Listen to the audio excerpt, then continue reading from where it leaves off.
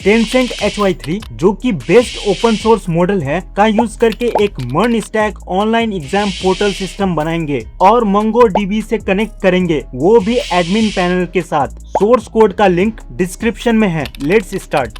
Tencent HY3 से MERN stack exam portal system बनाने के लिए सबसे पहले हम लोग सर्च करेंगे टेंसेंट HY3 और एंटर प्रेस करेंगे। उसके बाद यहाँ पर फर्स्ट लिंक पर क्लिक करेंगे। टेंसेंट HY3 अभी का लेटेस्ट मॉडल है, तो यहाँ पर आपको कुछ इस तरीके का इंटरफेस दिखेगा। यहाँ पर ट्राई HY पर क्लिक करेंगे, ठीक है। अब यहाँ पर आपको कुछ इस तरीके का पेज दिखेगा, इसको यहाँ से क्लोज करेंगे। उसके बाद यहाँ पर HY3 को सिलेक्ट करेंगे और हाई को यहाँ पर सेट करेंगे। यहाँ पर प्रॉम्प्ट लिखना होगा, तो मेरे पास ऑलरेडी एक डिटेल प्रॉम्प्ट है। इस प्रॉम्प्ट में बताया गया है कि हम लोग एक फुल स्टैक Node.js एप्लीकेशन बनाएंगे जो कि render.com में डिप्लॉय हो सके। इसमें index.ejs होना चाहिए और साथ में Node.js बैकएंड में होना चाहिए और Express.js और डाटाबेस के लिए MongoDB, ठीक है। इन्वायरमेंट वेरिएबल के लिए MongoDB URI और सेशन सीक्रेट। यहाँ पर स्टाइलिंग के लिए कोड वगैरह है, ठीक है। तो अब हम लोग इस एंटायर प्रॉम्प्ट को कॉपी करेंगे। तो यहाँ से आप देख सकते हो ये पूरा डिटेल प्रॉम्प्ट है। यहाँ से सिलेक्ट ऑल करेंगे, Ctrl+C, उसके बाद टेंसेंट HY3 पर इस प्रॉम्प्ट को पेस्ट कर देंगे। उसके बाद सिंपली यहाँ पर सेंड पर क्लिक करेंगे, ठीक है। सेंड पर क्लिक करने के बाद यहाँ पर कोड जनरेट होना स्टार्ट हो जाएगा। यहाँ पर ऑल टुगेदर 3 फाइल्स जनरेट होंगे, एक package.json, एक server.js और दूसरा यहाँ पर जनरेट होगा views index.ejs। तो यहाँ पर एक 1044 लाइंस का कोड जनरेट हुआ है। देखते हैं ये कौन सा है। तो यहाँ पर आप देख सकते हो ये है index.ejs फाइल, ठीक है। तो अब हम लोग यहाँ पर और स्क्रॉल अप कर लेते हैं। तो यहाँ पर नेक्स्ट फाइल है server.js। सिमिलरली यहाँ पर मैं और स्क्रॉल अप कर लेता हूँ, तो हम लोग थर्ड फाइल को भी देख लेते हैं। तो थर्ड फाइल है package.json। अब हम लोग इसको यहाँ से कॉपी करके GitHub पर पेस्ट करेंगे। तो मैं इसको कॉपी करूँगा। उसके बाद यहाँ पर न्यू टैब को ओपन करेंगे और यहाँ पर मैं लिखूँगा github.com, ठीक है। उसके बाद एंटर प्रेस करेंगे। ओके, अब यहाँ पर आपको सिंपली न्यू पर क्लिक करना होगा। तो मैं न्यू पर क्लिक करूँगा। ओके, अब यहाँ पर रिपोजिटरी का नाम लिखेंगे। तो मैं यहाँ पर लिखूँगा एग्जाम पोर्टल न्यू, ठीक है। ये अवेलेबल है। स्क्रॉल डाउन करेंगे और क्रिएट रिपोजिटरी पर क्लिक करेंगे। ओके, अब यहाँ पर रिपोजिटरी बन चुका है। क्रिएट अ न्यू फाइल पर क्लिक करेंगे। अब यहाँ पर फाइल का नाम लिखना होगा। तो मैं लिखूंगा package.json, ठीक है। और यहाँ पर उस कोड को पेस्ट कर देंगे। उसके बाद सिंपली कमिट चेंजेस पर क्लिक करेंगे और फिर से कमिट चेंजेस। तो यहाँ पर हमारा package.json फाइल बन चुका है, आप देख सकते हो। सिमिलरली फिर से टेंसेंट HY3 पर जाएंगे, यहाँ से स्क्रॉल डाउन करेंगे, स्क्रॉल डाउन, और इस server.js फाइल को कॉपी करेंगे। तो मैं कॉपी कर लेता हूँ। फिर से GitHub पर जाएंगे और यहाँ पर ऐड फाइल पर क्लिक करेंगे और क्रिएट न्यू फाइल पर क्लिक करेंगे और यहाँ पर लिखेंगे server.js और उस कोड को यहाँ पर पेस्ट कर देंगे और कमिट चेंजेस और फिर से कमिट चेंजेस, ठीक है। तो यहाँ पर 2 फाइल्स बन चुके हैं। सिमिलरली फिर से हम लोग टेंसेंट HY3 पर जाएंगे और यहाँ से हम लोग स्क्रॉल डाउन कर लेते हैं। तो मैं यहाँ पर क्विकली स्क्रॉल डाउन कर लेता हूँ और उसके बाद यहाँ पर index.ejs को कॉपी करेंगे। तो यहाँ से मैं कॉपी कर लेता हूँ। ये व्यूज के अंदर होना चाहिए। तो मैं GitHub पर जाऊँगा और ऐड फाइल पर क्लिक करके क्रिएट न्यू फाइल पर क्लिक करूँगा और फाइल का नाम लिखूँगा यहाँ पर views/index.ejs। उसके बाद उस कोड को यहाँ पर पेस्ट कर दूंगा। उसके बाद कमिट चेंजेस पर क्लिक करेंगे और फिर से कमिट चेंजेस। ओके, तो यहाँ पर हमारा तीनों फाइल्स अपलोड हो चुका है। उसको वेरीफाई करने के लिए एग्जाम पोर्टल न्यू पर क्लिक करेंगे। तो आप यहाँ पर देख सकते हो तीनों फाइल्स अपलोड हो चुके हैं। अब हम लोग इसका डाटाबेस क्रिएट करेंगे। तो उसके लिए MongoDB डाटाबेस क्रिएट करना होगा। न्यू टैब को ओपन करेंगे और यहाँ पर सिंपली लिखेंगे MongoDB और एंटर प्रेस करेंगे, ठीक है। तो मैं यहाँ पर एंटर प्रेस करूंगा। उसके बाद यहाँ पर फर्स्ट लिंक पर क्लिक करेंगे। अब यहाँ पर साइन इन पर क्लिक करेंगे, ठीक है। तो मैं यहाँ पर साइन इन पर क्लिक करूंगा। उसके बाद गूगल को मैं चूज करूंगा। अगर आपने साइन इन नहीं किया तो कर लेना। उसके बाद यहाँ पर क्रिएट अ क्लस्टर पर क्लिक करना होगा। तो मैं क्रिएट पर क्लिक करूंगा। ओके, अब यहाँ से फ्री प्लान को चूज करेंगे, ठीक है, और क्रिएट डिप्लॉयमेंट पर क्लिक करेंगे। तो यहाँ पर आपका फ्री प्लान चूज हो जाएगा। उसके बाद यहाँ पर ड्राइवर्स पर क्लिक करना होगा कनेक्ट टू एप्लीकेशन के लिए, और यहाँ से Node.js सेलेक्ट होना चाहिए और वर्जन में 6.7, ठीक है। यहाँ से स्क्रॉल डाउन करेंगे और ये जो आपको स्ट्रिंग दिख रहा है यहाँ पर, ये बहुत इंपॉर्टेंट स्ट्रिंग है, ये हम लोग बाद में यूज करेंगे। यहाँ पर रूट होना चाहिए और पासवर्ड में भी रूट होना चाहिए, तो हम लोग इसको बाद में देखेंगे। उससे पहले हम लोग यहाँ पर न्यू टैब को ओपन करेंगे, ठीक है, और इसको होस्ट करने के लिए यहाँ पर हम लोग लिखेंगे render.com। तो मैं लिखूंगा render.com, एंटर, ओके। उसके बाद यहाँ पर आपको सिंपली साइन इन कर लेना है और उसके बाद डैशबोर्ड पर क्लिक करेंगे, ओके।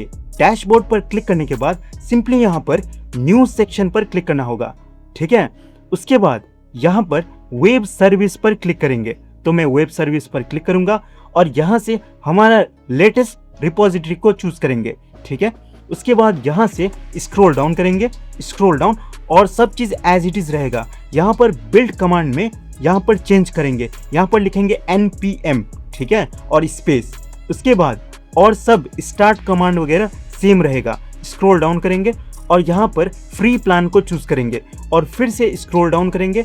यहाँ पर हमें इन्वायरमेंट वेरिएबल लिखना होगा, तो मैं लिखूंगा MongoDB URL नहीं URI, ठीक है, और यहाँ पर वैल्यूज लिखना होगा। उसके लिए फिर से हम लोग MongoDB पर जाएंगे और इस स्ट्रिंग को यहाँ से कॉपी करेंगे। उसके बाद फिर से हम लोग render.com पर जाएंगे और यहाँ पर उस स्ट्रिंग को पेस्ट कर देंगे और DB पासवर्ड की जगह हमें रूट लिखना होगा, तो मैं यहाँ पर रूट लिखूंगा, ठीक है। उसके बाद फिर से हम लोग ऐड इन्वायरमेंट वेरिएबल पर क्लिक करेंगे और इस बार लिखेंगे सेशन सीक्रेट, तो मैं लिख लेता हूँ सेशन सीक्रेट।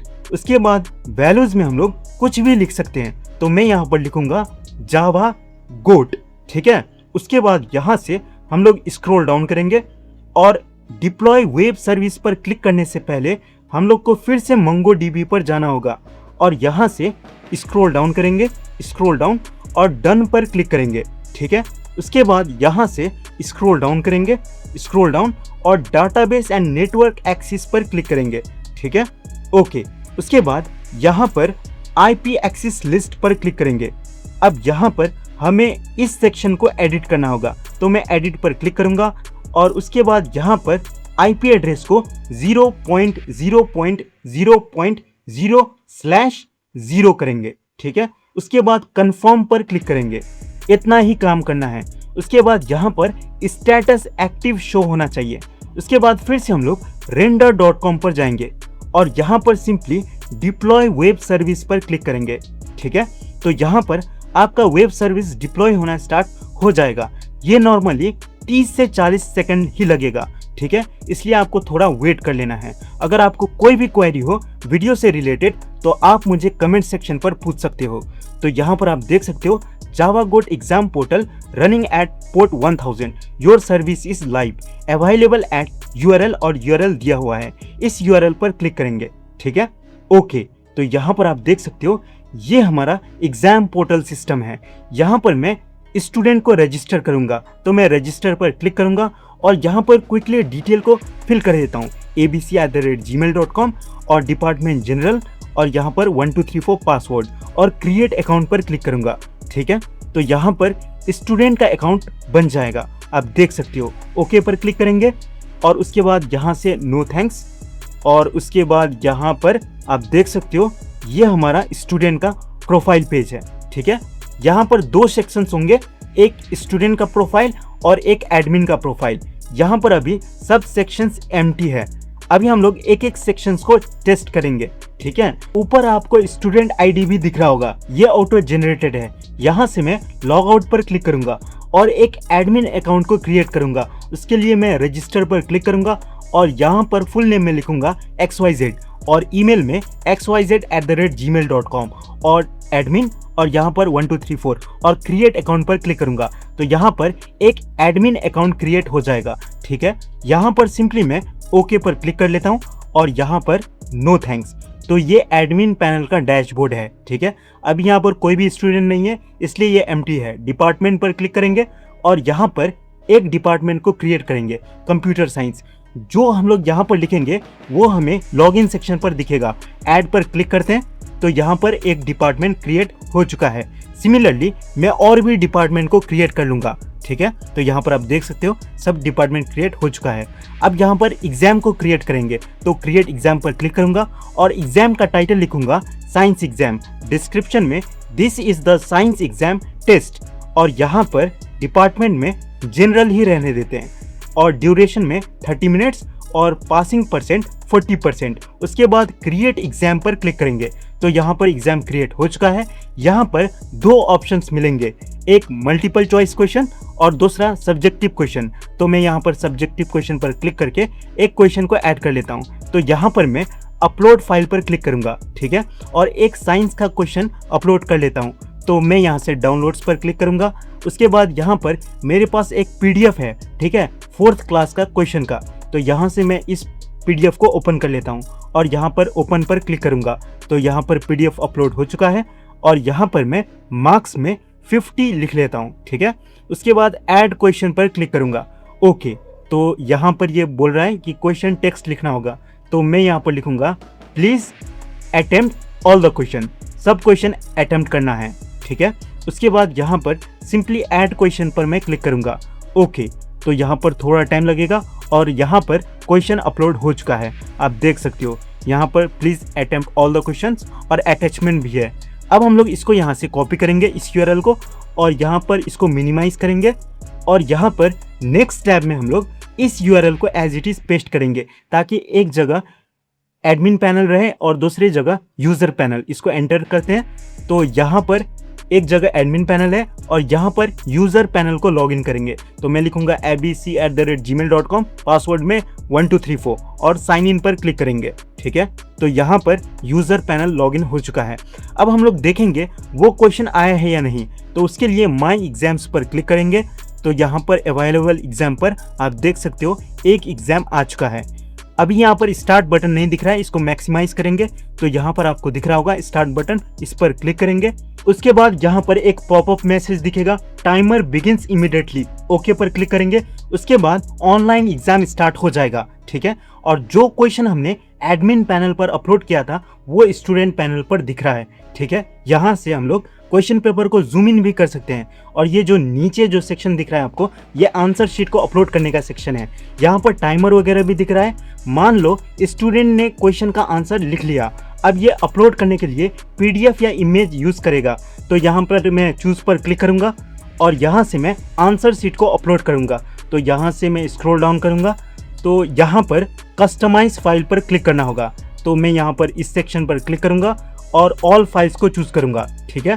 तो यहाँ पर मैंने ऑलरेडी एक आंसर शीट को क्रिएट कर रखा है तो इसको यहाँ से सर्च कर लेते हैं। तो उसके लिए यहाँ से मैं स्क्रॉल डाउन करूँगा, स्क्रॉल डाउन, जो यहाँ पर एग्ज़ाम आंसर दिख रहा है इस पर मैं क्लिक करूँगा और ओपन। तो ये आंसर शीट है, अपलोड हो चुका है और फिनिश एग्जाम पर क्लिक करेंगे। ओके, तो एग्जाम अपलोड हो चुका है। यहाँ पर स्टेटस पेंडिंग है क्योंकि अभी टीचर ने इसको चेक नहीं किया है, ठीक है। तो यहाँ पर मिनिमाइज करते हैं और यहाँ पर अब हम लोग इसको भी मिनिमाइज करेंगे और एडमिन पैनल पर जाएंगे और देखेंगे यहाँ पर वो क्वेश्चन पेपर आया है या नहीं, उसका आंसर। तो इसके लिए मैं यहाँ पर मैनेज एग्जाम्स पर क्लिक करूँगा। तो यहाँ पर अभी कोई भी एग्जाम्स नहीं है। तो यहाँ पर आप देख सकते हो एक एग्जाम क्रिएट हुआ है। यहाँ से मैं रिजल्ट्स पर क्लिक करूँगा। रिजल्ट्स पर क्लिक करने के बाद एक स्टूडेंट ने एग्जाम दिया है और उसका ये रिजल्ट है। एडिट पर क्लिक करेंगे तो यहाँ से क्वेश्चन पेपर को एडिट भी कर सकते हैं, ठीक है। तो यहाँ पर आप देख सकते हो। अब हम लोग फिर से बैक होते हैं, डैशबोर्ड पर जाएंगे तो यहाँ पर आप देख सकते हो स्टूडेंट का परफॉर्मेंस वगैरह टीचर को दिखेगा, ठीक है। ये भी परफेक्टली काम कर रहा है। अब हम लोग यहाँ से इसको मिनिमाइज करेंगे और यहाँ पर आप देख सकते हो अभी भी स्टेटस पेंडिंग है। यहाँ पर मैं मैक्सिमाइज करके दिखा देता हूँ।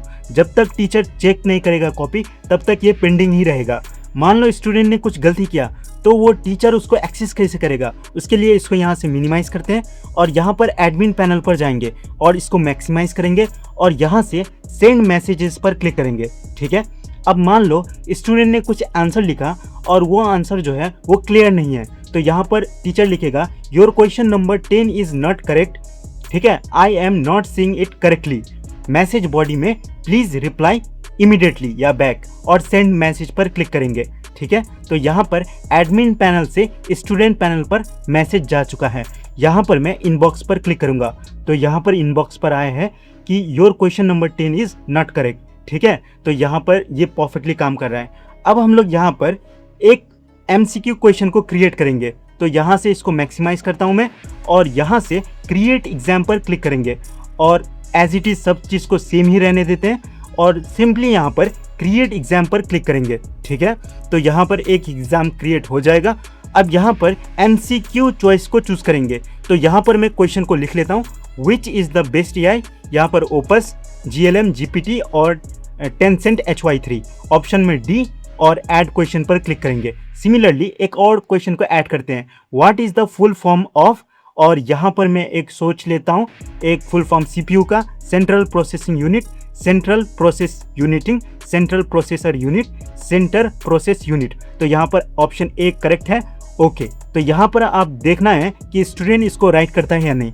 तो यहाँ पर अब हम लोग फिर से स्टूडेंट पैनल पर जाएंगे। ठीक है, तो इसको मैं मिनिमाइज करूँगा और यहाँ पर मैं माई एग्जाम सेक्शन पर जाऊँगा, तो मैं माई एग्जाम सेक्शन पर क्लिक कर लेता हूँ। ओके, तो यहाँ पर 2 एग्जाम्स आ जाने चाहिए, एक कंप्लीट है और यहाँ पर दूसरा को हम लोग स्टार्ट करेंगे, तो मैं स्टार्ट पर क्लिक करूँगा। उसके बाद यहाँ पर ओके पर क्लिक करूँगा, तो यहाँ पर MCQ एग्जाम स्टार्ट हो चुका है, टाइमर भी लग चुका है। यहाँ पर 2 क्वेश्चंस हैं, जैसे जैसे क्वेश्चन बढ़ेंगे मैप भी बढ़ेगा। तो which is the best AI, यहाँ पर मैं एक गलत आंसर को चूज़ कर लेता हूँ।